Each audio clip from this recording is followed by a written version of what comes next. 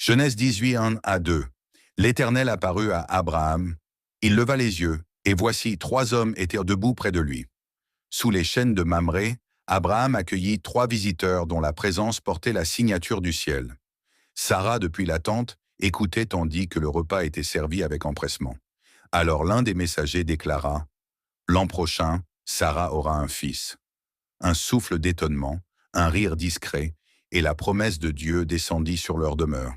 En ce jour, la tente d'Abraham devint le lieu où Dieu visita l'homme, et où la foi reçut la vie.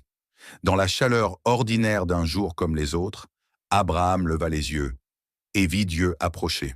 Ce n'est pas dans un temple ni dans un moment spectaculaire, mais dans la simplicité de sa tente que la visitation divine prit place. Et là, une parole qui semblait impossible devint promesse.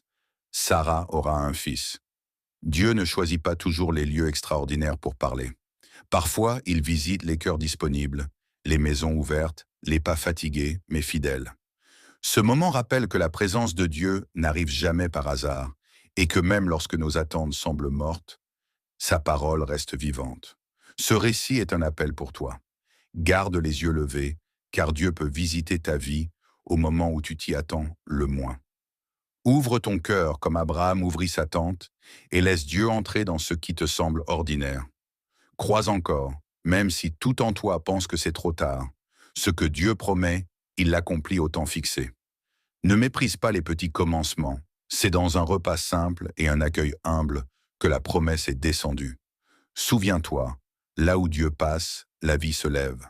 Là où sa parole résonne, l'impossible devient possible.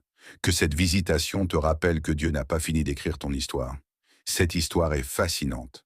Abonne-toi, partage la vidéo à bien d'autres personnes pour la croissance de notre communauté et écris « Visitation divine » en commentaire pour marquer ta présence.